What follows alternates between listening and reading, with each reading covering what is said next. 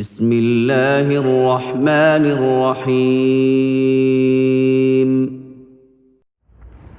കാരാപറമ്പിൽ നിന്ന് ബിന്ദു അശോകൻ്റെ ചോദ്യം. ഖുർആൻ ഭാര്യാപീഡനം അനുവദിക്കുന്ന ഗ്രന്ഥമാണെന്നൊരു ഫെമിനിസ്റ്റ് പ്രസംഗിക്കുന്നത് കേട്ടു യൂട്യൂബിൽ. അത് ശരിയാണോ? ബിന്ദു അശോകനോട് പറയാനുള്ളത് ശരിയല്ല എന്നാണ്. ഇതേപോലെയുള്ള ഫെമിനിസ്റ്റുകളുടെ സംസാരം കേട്ട് ഇസ്ലാമിനെ ഖുർആനിനെ തെറ്റിദ്ധരിക്കുന്ന ആളുകൾ അവരൊന്ന് ഖുർആൻ പരിശോധിക്കാൻ, പ്രവാചക വചനങ്ങൾ പരിശോധിക്കാൻ സന്നദ്ധമാകണമെന്നാണ് എനിക്ക് സൂചിപ്പിക്കാനുള്ളത്. ഭാര്യ തല്ലാനുള്ള ഒരു ഉപകരണമല്ലോ, പീഡിപ്പിക്കാനുള്ളതല്ല. അവളെ സ്നേഹിക്കാനുള്ളതാണ്, കാരുണ്യം കാണിക്കാനുള്ളതാണ്, സമാധാനം നൽകാനുള്ളതാണ്, സമാധാനം വാങ്ങാനുള്ളതാണ്. പരിശുദ്ധ ഖുർആൻ 30-ാമത്തെ അധ്യായം സൂറത്തുർ റൂമിലെ 21-ാമത്തെ വചനത്തിൽ വളരെ കൃത്യമായി സ്ത്രീ പുരുഷ ബന്ധത്തിൻ്റെ പാരസ്പര്യത്തിൻ്റെ അടിത്തറ പറയുന്നുണ്ട്. വമിൻ ആയാത്തിഹി അൻ ഖലഖലകും മിൻ അൻഫുസികും അസ്വാജൻ ലിതസ്കുനു ഇലൈഹാ വജഅല ബൈനകും മവദ്ദതൻ വറഹ്മ. ഖുർആൻ പറയുന്നത് അങ്ങനെയാണ്. നിങ്ങളിൽ നിന്ന് തന്നെ നിങ്ങളുടെ ഇണകളെ ഉണ്ടാക്കി തന്നത് അള്ളാഹുവിൻ്റെ വലിയ അനുഗ്രഹമാണ്, വലിയ ദൃഷ്ടാന്തമാണ്. ആ ഇണയിലേക്ക് നിങ്ങൾ സമാധാനപൂർവ്വം ചായേണ്ടതിന് വേണ്ടി, ഇണയുമായി തല്ലേണ്ടതിന് വേണ്ടി എന്നല്ല, ഇണയെ പീഡിപ്പിക്കേണ്ടതിന് വേണ്ടി എന്നല്ല, സമാധാനമാണ് വേണ്ടത്. ആ സമാധാനത്തോടു കൂടി ചായുകയാണ് വേണ്ടത്. വജഅല ബൈനകും മവദ്ദതൻ വറഹ്മ, നിങ്ങൾ പരസ്പരം സ്നേഹം നൽകണം, കാരുണ്യം നൽകണം. ഇങ്ങനെയാണ് ഖുർആൻ്റെ കൽപ്പന. അതല്ലാതെ അവളെ പീഡിപ്പിക്കാനല്ല. പീഡനം ഇസ്ലാം അനുവദിച്ചിട്ടില്ല ആരെയാണെങ്കിലും. സ്ത്രീ പുരുഷ ബന്ധത്തെക്കുറിച്ച് ഖുർആനിൻ്റെ വളരെ സുന്ദരമായൊരു ഉപമാലങ്കാരം ഖുർആനിലെ 2-ാമത്തെ അധ്യായം സൂറത്തുൽ ബഖറയിലെ 187-ാമത്തെ വചനത്തിൽ കാണാം. ഹുന്ന ലിബാസുൽ ലക്കും വഅൻതും ലിബാസുൽ ലഹുന്ന. നിങ്ങൾ അവർക്ക് ഒരു വസ്ത്രമാണ്, അവർ നിങ്ങൾക്കും വസ്ത്രമാണ്. വസ്ത്രങ്ങളാവുക എന്നാണ് ഖുർആനിൻ്റെ നിർദ്ദേശം തന്നെ. ഭാര്യാഭർത്താക്കന്മാരോട്, ഇണകളോട് വസ്ത്രങ്ങളാകാൻ സന്നദ്ധമായാൽ ഒരു കുഴപ്പമുണ്ടാവില്ല. പെണ്ണിൻ്റെ പ്രശ്നങ്ങളും പ്രയാസങ്ങളും തെറ്റുകളും മറച്ചു വെക്കാൻ പുരുഷന് കഴിയുക. വസ്ത്രത്തിൻ്റെ ഒരു ഒന്നാമത്തെ ധർമ്മം അതാണല്ലോ. തിരിച്ചും അങ്ങനെ തന്നെ. പെണ്ണിൻ്റെ അഭിമാനത്തിൻ്റെ ആഭിജാത്യത്തിൻ്റെ പ്രകടനമായി പുരുഷൻ മാറുക. തിരിച്ചും അങ്ങനെ തന്നെ. വസ്ത്രം അതിനാണല്ലോ. അങ്ങനെയാവുക എന്നാണ് ഖുർആൻ്റെ നിർദ്ദേശം. പരസ്പരം പീഡിപ്പിക്കുന്നവരാവുക എന്നല്ല. ഇനി വിവാഹമോചനത്തിൻ്റെ വക്കത്തെത്തുന്ന ഒരവസ്ഥയെക്കുറിച്ച് ഖുർആൻ പറയുമ്പോൾ ഖുർആൻ പറഞ്ഞു തരുന്നത് എന്താ? അവർക്ക് എന്തെങ്കിലും പ്രശ്നമുണ്ടെങ്കിൽ അത് പരിഹരിക്കാൻ ശ്രമിക്കണം. ആ പരിഹരിച്ച് കഴിഞ്ഞാൽ വആശിറൂഹുന്ന ബിൽ മഅറൂഫ്, അത് പരിഹരിച്ച് കഴിഞ്ഞാൽ പിന്നീട് അവരുമായി നീതിയോടുകൂടി, നന്മയോടുകൂടി വർത്തിക്കണം. അപ്പോൾ അവരിൽ എന്തെങ്കിലും നിങ്ങൾക്ക് ഇഷ്ടമില്ലാത്തത് കണ്ടൂടെ? ഉണ്ടാകാം. ഫൈൻ കരിഹത്തുമൂഹുന്ന ഫഅസ അൻ തക്റഹു ഷൈഅൻ എന്ന് പരിശുദ്ധ ഖുർആൻ പറയാണ്. നിങ്ങൾ അവർക്ക് എന്തെങ്കിലും ഒരു നിങ്ങൾക്കിഷ്ടമില്ലാത്തത് കണ്ടാൽ നിങ്ങൾ മനസ്സിലാക്കേണ്ടത്, നിങ്ങൾക്കിഷ്ടമില്ലാത്തവരിലുള്ള കാര്യം, ആ കാര്യം വഴി അള്ളാഹു യജഅൽ അല്ലാഹു ഫീഹി ഖൈറൻ കസീറ. ഖുർആനിലെ 4-ാമത്തെ അധ്യായം സൂറത്തുൻ നിസായിലെ 19-ാമത്തെ വചനമാണ്. ആ നിങ്ങൾക്കിഷ്ടമില്ലാത്ത കാര്യത്തിൽ പോലും നിങ്ങൾക്ക് അള്ളാഹു വലിയ നന്മകൾ നിശ്ചയിച്ചിട്ടുണ്ട്. ഖൈറൻ കസീറ, വലിയ നന്മകൾ. അങ്ങനെയാണ് ഖുർആൻ പഠിപ്പിക്കുന്നത്. അതല്ലാതെ തിന്മയുള്ള എന്തെങ്കിലും കണ്ടാൽ അവളെ ഒഴിവാക്കണമെന്നോ, അതല്ലെങ്കിൽ അവളെ അടിക്കണമെന്നോ, അവളെ പീഡിപ്പിക്കണമെന്നോ അല്ല. പ്രവാചകൻ അവളെ ഉപമിച്ചത് തന്നെ എന്തിനോടെ? ആ ഒരു പളുങ്ക് പാത്രത്തോടാണ്. പളുങ്ക് പാത്രം, ആ പളുങ്ക് പാത്രത്തെ പോലെ നിലത്തിട്ട് പൊട്ടിച്ച് കളയാൻ പാടില്ലാത്ത, അവളെ നല്ല നിലക്ക് ഉപയോഗിച്ചാൽ ഭംഗിയുള്ള, നിങ്ങൾക്ക് ആസ്വാദനം നൽകുന്ന, എന്നാൽ അവളെ നിലത്തിട്ട് കഴിഞ്ഞാൽ പൊട്ടിപ്പോകുന്ന പളുങ്ക് പാത്രം. പ്രവാചകൻ സല്ലല്ലാഹു അലൈഹി വസല്ലമ പറഞ്ഞത് എന്താണ്? ഇമാം അബൂദാവൂദും ഇബ്നു മാജയുമെല്ലാം നിവേദനം ചെയ്യുന്ന ഹദീസ്, ഭാര്യമാരെ അടിക്കുന്നവർ മാന്യന്മാരല്ല എന്ന്. മാന്യതയില്ലാത്തവരാണ് ഭാര്യമാരെ അടിക്കുന്നതെന്നാണ്. ഇമാം മുസ്ലിമും അഹ്മദുമെല്ലാം നിവേദനം ചെയ്യുന്ന ഹദീസിൽ റസൂലുള്ളാഹി സല്ലല്ലാഹു അലൈഹി വസല്ലമ ചോദിക്കുകയാണ്, നിങ്ങൾക്ക് നാണമില്ലേ?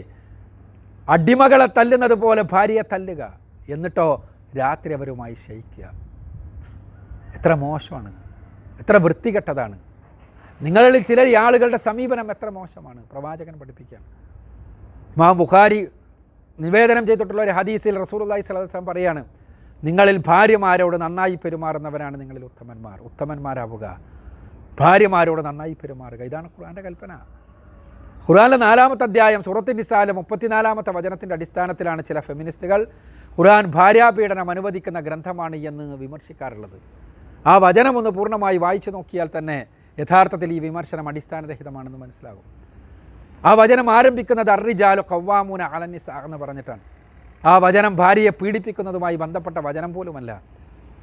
മറിച്ച് അവളെ വിവാഹമോചനത്തിൽ നിന്ന് സംരക്ഷിക്കുന്നതിനെക്കുറിച്ചുള്ള സംസാരിക്കുന്ന ഗ്രന്ഥമാണ്. അത് തുടങ്ങുന്നത് സ്ത്രീയുടെ ഉത്തരവാദിത്തമുള്ളവരാണ്, ഖവ്വാമാണ് പുരുഷൻ എന്ന് പറഞ്ഞുകൊണ്ടാണ്. സ്ത്രീയുടെ ഉത്തരവാദിത്തമുള്ളവളാണ്, അവളുടെ സംരക്ഷണത്തിൻ്റെ ബാധ്യതയുള്ളവനാണ് പുരുഷൻ. അതിന് കാരണം എന്താണ്? ബിമാ ഫല്ലല്ലാഹു അല്ലാഹു മലാബ, നിങ്ങളിൽ ചിലർക്ക് ചിലരിൽ നിന്ന് സവിശേഷമായ സവിശേഷതകൾ നൽകിയിട്ടുണ്ട്. പുരുഷന് സവിശേഷതയുണ്ട്, അവനാണ് മസിലുള്ളത്, അവനാണ് അധ്വാനിക്കേണ്ടവൻ, അവനാണ് ജീവസന്ധാരണത്തിനുള്ള വഴക കണ്ടെത്തേണ്ടവൻ. സ്ത്രീക്ക് സവിശേഷതയുണ്ട്, അവൾക്കാണ് ശരീരത്തിൽ കൊഴുപ്പുള്ളത്, അവളാണ് സ്നേഹിക്കാൻ കഴിയുന്നവൾ, അവളാണ് കുഞ്ഞുങ്ങളെ വളർത്തേണ്ടവൾ, അവളാണ് വീടിൻ്റെ ഉത്തരവാദിത്തമുള്ളവൾ.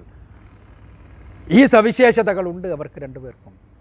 അതേപോലെ തന്നെ വംഫിഖു വബിമാ അംഫിഖു മിൻ അംവാലിഹിം, നിങ്ങളാണ്, പുരുഷന്മാരാണ് തീർച്ചയായും ആ സമ്പത്ത് ചെലവഴിക്കേണ്ടവൾ. അത് നേരത്തെ പറഞ്ഞ കാര്യം തന്നെ. എന്നിട്ട് പറയാണ് നല്ല സ്ത്രീകൾ എങ്ങനെയാണ്? ഫസാലിഹാത്തു ഖാനിതാത്തും ഹാഫിളാത്തും ലിൽ ഗൈബ് ബിമാ ഹഫിളല്ലാഹ്. നല്ല സ്ത്രീകൾ എന്ന് പറഞ്ഞാൽ, നല്ല സദ്വൃത്തകളായ സ്ത്രീകൾ എന്ന് പറഞ്ഞാൽ അവൾ സംരക്ഷിക്കേണ്ടത്, അള്ളാഹു സംരക്ഷിക്കാൻ ആവശ്യപ്പെട്ടത് മുഴുവനും സംരക്ഷിക്കുന്നവളാണ്. സ്വകാര്യതകളിൽ പോലും അവൾ തിന്മകൾ ചെയ്യാത്തവളാണ്.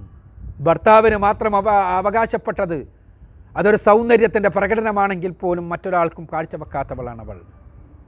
എന്നിട്ടോ അത്തരം പെണ്ണിൻ്റെ അടുത്ത് എന്തെങ്കിലും അതിനെതിരെയുള്ള അച്ചടക്ക ലംഘനം ഉണ്ട് എന്ന് നിങ്ങൾ സംശയിച്ചാൽ വല്ലാത്തി തഖാഫൂന നുഷൂസഹുന്ന, നിങ്ങൾക്കഥവാ അവളിൽ എന്തെങ്കിലും തകരാറ് ഈ വിഷയത്തിൽ നിങ്ങൾ ശ്രദ്ധയിൽപ്പെട്ടാൽ, അങ്ങനെ നിങ്ങൾ ഭയപ്പെടുന്നുണ്ടെങ്കിൽ, നിങ്ങൾക്ക് മാത്രം നൽകേണ്ടത് അത് എന്തെങ്കിലും ചെറുതോ വലുതോ ആയ കാര്യങ്ങൾ മറ്റാരെങ്കിലുമായി പങ്കുവെക്കുന്നു എന്ന് നിങ്ങൾ ഭയപ്പെടുകയാണെങ്കിൽ, നിങ്ങൾക്കങ്ങനെ സംശയം തോന്നുകയാണെങ്കിൽ, നിങ്ങൾ ചെയ്യേണ്ടത് എന്താണ്? അവളെ അടിക്കുകയല്ല, അവളെ വിവാഹമോചനം ചെയ്യുകയല്ല, അവളെ ആദ്യം തന്നെ ചെയ്യേണ്ടത് അവളെ ഉപദേശിക്കുകയാണ്.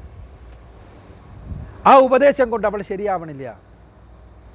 അവളുടെ ഭർത്താവിൻ്റെ കൂടെ കിടക്കുന്ന ഭർത്താവിൻ്റെ ഇണയുടെ നല്ല രൂപത്തിലുള്ള ഉപദേശം കൊണ്ട് അവൾ നന്നാവണില്ല എങ്കിൽ പിന്നെ വഹ്ജുറൂഹുന്ന ഫിൽ മലാജിഅ, നിങ്ങൾ മാറി നിൽക്കുക അവളുടെ കിടപ്പറയിൽ നിന്ന്. കിടപ്പറ അവളുടെ അഹങ്കാരത്തിൻ്റെ കേന്ദ്രമാണ്. തൻ്റെ ഇണക്ക് തന്നെ ഏറ്റവും അധികം ആവശ്യമുള്ള രംഗമെന്ന് അവൾക്കറിയാവുന്ന കിടപ്പറ. ആ കിടപ്പറയിൽ നിന്ന് മാറി നിന്നുകൊണ്ട് അവളോട് പറയാതെ പറയുക, നിന്നെ എനിക്ക് ആവശ്യമില്ല നിൻ്റെ ഈ സ്വഭാവമുണ്ടെങ്കിലെന്ന്. എന്നിട്ടും അവൾ ശരിയാവണില്ല എങ്കിൽ അവളെ ചെറിയ തോതിൽ അടിക്കാവുന്നതാണ്, അവളെ പ്രഹരിക്കാവുന്നതാണ്, അവൾക്ക് താടനം നൽകാവുന്നതാണ്. വളരെ ഈ പ്രഹരം എന്താണ്? അവളെ ശരീരത്തിന് പ്രയാസം ഉണ്ടാക്കാൻ വേണ്ടിയല്ല, അവളുടെ ശരീരത്തിൽ അടയാളമുണ്ടാകാൻ വേണ്ടിയല്ല. അത് വളരെ കൃത്യമായി പ്രവാചകൻ പഠിപ്പിച്ചതായി സ്വഹാബിമാർ പറഞ്ഞു തരുന്നു നമുക്ക്. ഞാൻ നേരത്തെ പറഞ്ഞല്ലോ, ഈ ആയത്തിനെ വ്യാഖ്യാനിച്ചുകൊണ്ട് പ്രവാചകനിൽ നിന്ന് ഖുർആൻ വ്യാഖ്യാനം പഠിച്ച ഇബ്നു അബ്ബാസ് റളിയല്ലാഹു അൻഹു പറഞ്ഞത്, ഇത്തരം ഒരു ഘട്ടമാണെങ്കിൽ പോലും എന്താണ് ചെയ്യേണ്ടത്? മിസ്വാക്ക് കൊണ്ട്, ചെറിയ ബ്രഷാണ് മിസ്വാക്ക്, ആ മിസ്വാക്ക് കൊണ്ടൊരു താടനം കൊടുക്കാം. ഇമാം ഷാഫി റഹ്മത്തുള്ളാഹി അലൈഹി പറഞ്ഞത് ടവ്വല് കൊണ്ട് ഒന്നടിക്കാം. എന്തിനാണത്? അവളുടെ ശരീരത്തിൽ ആ പാടുകൾ ഉണ്ടാവാനല്ല, അവളെ വേദനിപ്പിച്ച് പ്രയാസപ്പെടുത്താനല്ല, മറിച്ച് ഇന്നലെ വരെ തലോടിയ കൈ കൊണ്ടൊരു താടനം ലഭിച്ചാൽ വിവാഹമോചനത്തിലേക്ക് കടക്കുവാൻ സാധ്യതയുള്ളൊരു തിന്മയിൽ നമ്മൾ രക്ഷപ്പെടാം. വിവാഹമോചനം എന്ന വലിയ തിന്മക്ക്, ആ തിന്മയിൽ നിന്ന് രക്ഷപ്പെടാൻ വേണ്ടി ചെറിയൊരു തിന്മ, ഇസ്ലാമിൻ്റെ ചില നിയമങ്ങൾ അങ്ങനെയുണ്ട്. വലിയ തിന്മയിൽ നിന്ന് രക്ഷപ്പെടാൻ, വലിയ തിന്മയിൽ നിന്ന് അകന്നു നിൽക്കാൻ ചെറിയ തിന്മ. അതാണ് ഖുർആൻ ഇവിടെ പഠിപ്പിക്കുന്നത്. വലിയ തിന്മ ഇല്ലാതെയാക്കുവാനുള്ളൊരു ചെറിയ തിന്മ, അത് പ്രത്യേകം മനസ്സിലാക്കുക. അവിടെ അവളെ പ്രയാസപ്പെടുത്തരുത്, പീഡിപ്പിക്കരുത് എന്നാൽ തന്നെയാണ് പരിശുദ്ധ ഖുർആൻ പഠിപ്പിക്കുന്നത്. ഇവിടെ വിവാഹമോചനം എന്ന വലിയ തിന്മയിൽ നിന്ന് പെണ്ണിനെ രക്ഷപ്പെടുത്താൻ, വലിയ തിന്മയിൽ നിന്ന് കുടുംബത്തെ രക്ഷപ്പെടുത്താൻ, ആ വലിയ തിന്മയിൽ നിന്ന് മക്കളെ രക്ഷപ്പെടുത്താൻ, അതിനുവേണ്ടി ചിലപ്പോൾ ഈ 1, 2 ഘട്ടങ്ങൾ കഴിഞ്ഞാൽ ചിലപ്പോൾ അയാളുടെ ഒരു താഠനം കൊണ്ട് അതിൽ നിന്ന് രക്ഷപ്പെടുമെങ്കിൽ ഇസ്ലാം പഠിപ്പിക്കുന്നത് ആ താഠനമാകാമെന്നാണ്. പക്ഷെ അതുപോലും അവളെ പ്രയാസപ്പെടുത്തുന്നതാകരുത്, അതുപോലും അവളെ ബുദ്ധിമുട്ടിക്കുന്നതാകരുത്. പെണ്ണിനെ അടിക്കുന്നത് പ്രവാചകൻ നിരോധിച്ചതായി പറയുന്ന, പ്രവാചകൻ വെറുത്തതായി പറയുന്ന ഹദീസുകൾ ഞാൻ സൂചിപ്പിച്ചു. പ്രവാചകൻ സല്ലല്ലാഹു അലൈഹി വസല്ലമയിൽ നിന്ന് മതം പഠിച്ചിട്ടുള്ള സഹാബിമാർ പഠിപ്പിച്ച ആശയങ്ങളെ ക്രോഡീകരിച്ച, പ്രവാചകൻ്റെ വചനങ്ങൾ ക്രോഡീകരിച്ച ഇമാം ദാരിമി റഹ്മത്തുള്ളാഹി അലൈഹി, അദ്ദേഹത്തിൻ്റെ സുനനുദ്ദാരിമിയിൽ ഒരു അധ്യായം തന്നെയുണ്ട്, സ്ത്രീകളെ അടിക്കുന്നതിനെ നിരോധിക്കുന്ന ഹദീസുകളുടെ അധ്യായം എന്നാണ് അദ്ദേഹത്തിന് അതിന് പേര് തന്നെ കൊടുത്തിട്ടുള്ളത്. അതാണ് ഇസ്ലാമിലെ ഈ രംഗത്തുള്ള കാഴ്ചപ്പാട്.